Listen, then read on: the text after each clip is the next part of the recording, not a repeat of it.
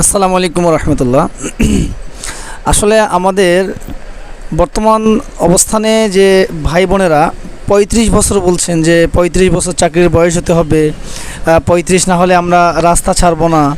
আসলে আমাদের মতো মধ্যবিত্ত ছেলেদের জন্য এই ৩৫ কি যৌক্তিক?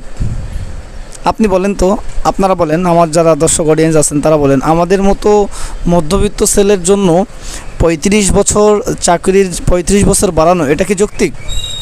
আমি বলবো ডেফিনেটলি এটা যৌক্তিক নয়।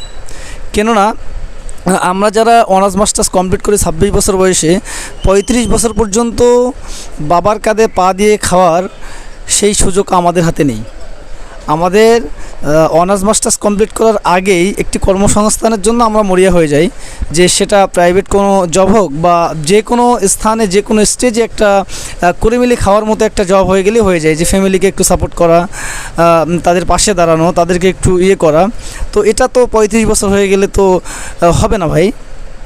আমরা আমরা যারা মধ্যবিত্ত ফ্যামিলির ছেলে, আমরা তো বরাবরই ট্রাই করি যে খুব অল্প সময়ের মধ্যে বেশি কিছু করার চেষ্টা করা আমাদের জন্য কাম্য। ৩৫ বছর হয়ে গেল চাকরির, আপনি ৩৫ বছর পর্যন্ত বাবার কাঁধে পা দিয়ে খাওয়ার যোগ্যতা রাখলেন, তাহলে আপনার চাকরি করার যোগ্যতা কি? আপনি সারা পুরো আপনার যে লাইফ আছে, আপনি পুরো লাইফটা আপনার বাবার কাঁধে পা দিয়ে খান, তাহলে আপনাকে এই ৩৫ বছর পর্যন্ত বিয়ে না করে শুধু চাকরির জন্য প্রচেষ্টা চালানো, অন্য কোনো কার্যক্রম পরিচালনা না করে শুধু চাকরির জন্য কার্যক্রম পরিচালনা করা, এটা কি? যারা মধ্যম মেধার অধিকারী, আমি যেটা বলবো, যারা মধ্যম মেধার অধিকারী তারা কখনোই ৩৫ বছর কেন, তারা ৪০ বছর পর্যন্ত তারা সরকারি চাকরি পাবে না। আর আমাদের কর্মসংস্থানের দ্বার কি শুধুই চাকরি, আর অন্য কোনো কিছু নেই? ভাই, বাংলাদেশে প্রাইভেট সেক্টরে হাজার হাজার চাকরি আছে। আপনারা যদি বলেন যে না, বয়সের কারণে আমার চাকরি আটকায় আছে, আমি বলবো যে আপনি মূর্খতার পরিচয় দিচ্ছেন। আমার পরিচিত অনেক ভাই আছে, আমার পরিচিত অনেক বোন আছে, তাদের একসঙ্গে ৩টা পর্যন্ত চাকরি হয়ে যায়, তাদের একসঙ্গে 4টা পর্যন্ত চাকরি হয়ে যায়, সব গভর্নমেন্ট সার্ভিস। তারা কিভাবে পায়? তারা মেধার জোরে পায়, তারা তাদের যোগ্যতা বলে পায়। এই যে বিগত দিনগুলোতে অনেকেই বলেছে দুর্নীতি হয় অনেক সেক্টরে, হ্যাঁ দুর্নীতি হয় না কেন? দুর্নীতি হয়েছিল, দুর্নীতি এখনও হয়।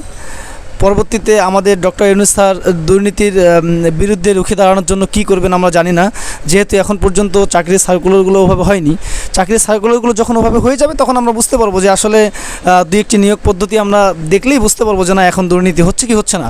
কিন্তু এর আগেও যখন দুর্নীতি চলমান ছিল, আমাদের থিওরিতে যখন দুর্নীতি চলমান ছিল, আমার অসংখ্য বড় ভাই, আমি দেখেছি আমাদের এলাকার অসংখ্য বড় ভাই বিনা টাকায়, একটি টাকাও ঘুষ ছাড়া তার চাকরি হয়ে গেছে। এটা কেমনে হয় ভাই?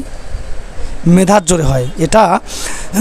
আপনি আপনার কনফিডেন্স ঠিক রেখে যদি ঠিকমতো পড়াশোনা করতে পারেন তাহলে অবশ্যই আপনার চাকরি হবে, এটা আমি বলি। ধন্যবাদ সবাইকে।